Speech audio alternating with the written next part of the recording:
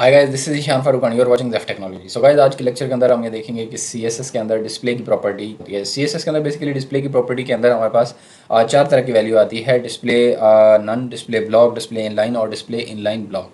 तो ये चारों तरह की प्रॉपर्टी किस तरह से काम करती है, और इसके अलावा फिर हम देखेंगे कि इंटरव्यूज़ के अंदर हमारे पास मोस्टली जो क्वेश्चन पूछे जाते हैं उनमें से एक क्वेश्चन जो कि मोस्टली पूछा जाता है वो ये कि विजिबिलिटी हिडन और ओपेसिटी ज़ीरो और डिस्प्ले नन के अंदर क्या फ़र्क है। विजिबिलिटी हिडन के अंदर और डिस्प्ले नन के अंदर क्या फ़र्क है, और फिर ओपेसिटी ज़ीरो या वन के अंदर क्या। सो चलिए स्टार्ट करते हैं। सबसे पहले हम कोड के अंदर आते हैं अपने, और कोड के अंदर हम देख सकते हैं कि हमारे पास मौजूद है एक HTML का बेसिकल स्ट्रक्चर मौजूद है, और यहाँ पे CSS की फ़ाइल जो है वो इसके साथ कनेक्ट कर लेते हैं, जो कि कनेक्टेड नहीं है, मैंने अभी देखे। अच्छा, अब हम जो है इसके अंदर बॉक्स बना लेते हैं। एक तो हमें पता होना चाहिए सबसे पहले कि ब्लॉक एलिमेंट क्या होता है और इनलाइन एलिमेंट होता क्या है, तब हमें पता चलेगा कि डिस्प्ले ब्लॉक और इनलाइन की प्रॉपर्टी क्या चीज़ है। बेसिकली हमारे पास तीन तरह के एलिमेंट्स भी होते हैं, या तो वो ब्लॉक एलिमेंट्स होते हैं, या फिर वो इनलाइन ब्लॉक एलिमेंट्स होते हैं, या फिर इनलाइन एलिमेंट होते हैं। जैसे कि डिव जो है ये एक ब्लॉक एलिमेंट है, ये पूरा ब्लॉक क्रिएट करते हैं, सारी की सारी विड्थ ये लोग कंज्यूम कर लेते हैं, ठीक है।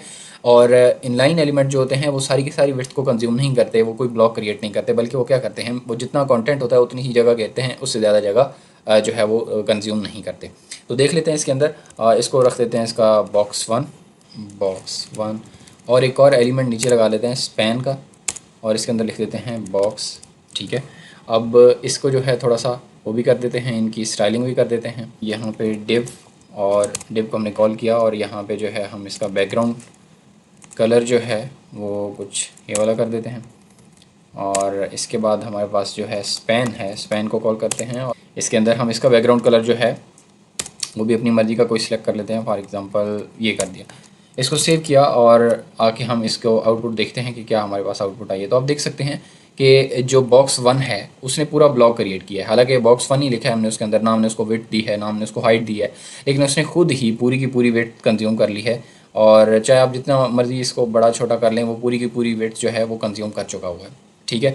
और इस पूरे ब्लॉक के अंदर ये किसी और एलिमेंट को आने नहीं दे रहा। इसी वजह से बॉक्स टू को, यानी कि जो कि स्पैन का एलिमेंट है हमारा, उसको नीचे आना पड़ा है। तो स्पैन को अगर देखा जाए तो उसका बस जितना कंटेंट है उसने उतनी ही जगह कंज्यूम किया है। तो ये फ़र्क होता है ब्लॉक एलिमेंट और इनलाइन एलिमेंट के अंदर। ब्लॉक एलिमेंट जो है वो टॉप के ऊपर हमने देखा डिव का एलिमेंट है, जिसके अंदर बॉक्स वन हमने लिखा हुआ है, ये ब्लॉक एलिमेंट है, और जिसके अंदर हमने बॉक्स टू लिखा है वो स्पैन है। अब इसके अंदर फ़र्क एक और भी है। इसके अंदर फ़र्क और क्या है कि अगर हम विड्थ हाइट दें तो ब्लॉक एलिमेंट इसको एक्सेप्ट करता है। जैसे मैंने इसको विड्थ दी 200 पिक्सल और हाइट दी 200 पिक्सल, ठीक है। इसको सेव किया तो अब हम देख सकते हैं कि यहाँ पे बॉक्स हमारा बन जाएगा। 200 पिक्सल विड्थ और 200 पिक्सल हाइट का एक बॉक्स क्रिएट हो चुका है। लेकिन अगर आप देखें तो इसकी विड्थ इतनी ही होनी चाहिए, और ये आगे वाला पोर्शन क्योंकि खाली है तो बॉक्स टू को जो है हमारा उसको यहाँ पे आ जाना चाहिए। लेकिन क्योंकि वो ब्लॉक है, वो ये बोलता है कि भाई आप मुझे विड्थ दें या नहीं दें, मैं क्या करूँगा, ये पूरा ब्लॉक मेरा ही है। जब तक कि मेरे प्रॉपर्टी डिस्प्ले ब्लॉक है, ये पूरा ब्लॉक मेरा ही है, ठीक है।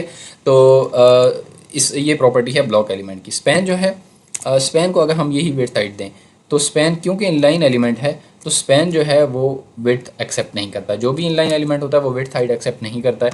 तो अगरचे हमने दे चुके हैं इसको विड्थ और हाइट, लेकिन इसके ऊपर अप्लाई नहीं होगी। कब अप्लाई होगी, जब हम इसको फोर्सफुली ब्लॉक के अंदर कन्वर्ट कर दें, या फिर इनलाइन ब्लॉक के अंदर कन्वर्ट कर दें। इनलाइन ब्लॉक क्या चीज़ है वो भी हम देख लेते हैं। फिलहाल मैं इसको डिस्प्ले ब्लॉक कर देता हूँ, तो अब इसकी भी प्रॉपर्टी वही हो जाएगी जो कि डिव की थी, ठीक है। ये भी बिल्कुल वैसा ही बॉक्स बन जाएगा। तो आप देख सकते हैं बॉक्स टू भी बिल्कुल बॉक्स वन की तरह ब्लॉक बन चुका है, क्योंकि हमने इसको प्रॉपर्टी दे दी है डिस्प्ले ब्लॉक की, ठीक है। और अगर हम जो है वो डिव को क्या कर दें, डिस्प्ले इनलाइन कर दें, ठीक है, सेव करें इसको, तो ये जो है अब ये देखें बॉक्स वन जो है वो इनलाइन हो चुका है। तो इस तरह से डिस्प्ले ब्लॉक और डिस्प्ले इनलाइन को आपने समझ लिया होगा अभी तक। अच्छा, जो हमारे पास डिस्प्ले इनलाइन हमने देख लिया, डिस्प्ले ब्लॉक देख लिया। अब एक और प्रॉपर्टी हमने पढ़ी सुनी बोला था, एक और प्रॉपर्टी जो है वो हम देखेंगे। तो अब इसके अंदर एक और प्रॉपर्टी डिस्प्ले इनलाइन ब्लॉक भी हुआ करती है। तो इनलाइन ब्लॉक क्या करती है, ये इनलाइन ही की तरह होती है, जितना कंटेंट होता है उतनी जगह जो है वो लेती है। लेकिन इसके अंदर एक चीज़ है कि इसको विड्थ और हाइट भी दी जा सकती है। तो फॉर एग्जांपल मैं दोनों को इनलाइन ब्लॉक कर देता हूँ, इनलाइन हाइफन ब्लॉक, और इसको भी कर देते हैं इनलाइन हाइफन ब्लॉक, ठीक है। इसको सेव करते हैं, और जैसे ही हम इसको वो करेंगे तो दोनों बॉक्स अब एक दूसरे के आमने सामने आ चुके हैं, ठीक है। अब क्या हुआ है कि दोनों ने विड्थ हाइट भी ले ली है, ठीक है, और दोनों ने जगह भी बोला कि हम उतनी ही लेंगे जितनी जगह हमें जितना हमारे अंदर कंटेंट होगा या जितनी हमें विड्थ हाइट दी जाएगी। हमने दोनों को जितनी विड्थ हाइट दी है उतनी विड्थ हाइट अप्लाई हुई है, और जो है वो पूरा ब्लॉक भी उन्होंने कंज्यूम नहीं किया। जैसे ही हम ब्लॉक्स ऐड करते जाएंगे वो साथ साथ ऐड होते चले जाएंगे। तो ये था डिस्प्ले इनलाइन ब्लॉक और डिस्प्ले ब्लॉक। उम्मीद है आपको समझ आई होगी। अच्छा, अब हम बढ़ते हैं डिस्प्ले नन की तरफ। डिस्प्ले नन क्या चीज़ है, यानी डिस्प्ले नन, नज़र आना बंद कर दो, ठीक है। मैं क्या करता हूँ, बॉक्स 1 जो है, जो कि डिव है हमारा, इसको मैं कर देता हूँ डिस्प्ले नन। इसको सेव करता हूँ और आकर मैं रिफ़्रेश करता हूँ, तो अब बॉक्स 1 यहाँ से बिल्कुल ख़त्म हो चुका है, सफास्ती से गायब हो चुका है, ठीक है। अब इंटरव्यूअर्स अक्सर ये पूछते हैं कि विजिबिलिटी हिडन में और डिस्प्ले नन में क्या फ़र्क है। तो आपने फ़र्क ये बताना है। अभी आप देख लें, डिस्प्ले नन जो है वो क्या करता है, वो प्रॉपरली आपका जो एलिमेंट है वो रिमूव कर देता है आपके ब्राउज़र से, ठीक है। आपकी जो ब्राउज़र की बॉडी है वहाँ से, पेज की बॉडी से बिल्कुल रिमूव कर देता है, जबकि विजिबिलिटी हिडन ये काम नहीं करता। तो वो क्या करता है जी, हम यहाँ पे क्या करते हैं, इसको लगा देते हैं, इसको वही रखते हैं, डिस्प्ले इनलाइन ब्लॉक ही रखते हैं, लेकिन इसके अंदर प्रॉपर्टी लगा देते हैं विजिबिलिटी हिडन, ठीक है। सेव किया। अभी हम आगे जब इसको रिफ़्रेश करेंगे तो अब आप देख सकते हैं कि बॉक्स 1 तो नज़र नहीं आ रहा, लेकिन वो यहाँ मौजूद है, उसकी जगह जो है वो मौजूद रहती है, ठीक है। यहाँ पे अब मैं कोड में आऊँ तो मैं आपको दिखा सकता हूँ। ये देखें, जैसे ही मैं कोड के ऊपर डिव बॉक्स 1 वाले के ऊपर गया तो उसने बताया यहाँ पे मौजूद है लेकिन दिख नहीं रहा है।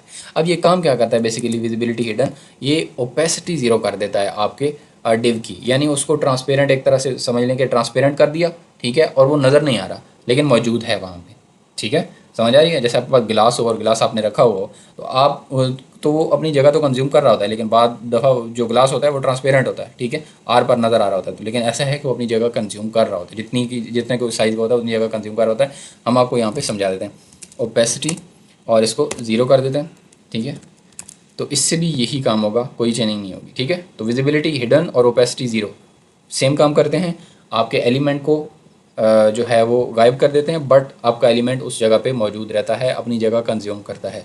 जबकि डिस्प्ले नन क्या करता है, वो टोटली वहाँ से अपनी जगह से ही जो है वो वैनिश कर देता है, गायब कर देता है आपके एलिमेंट को। उम्मीद है आपको आज के लेक्चर की समझ आई होगी।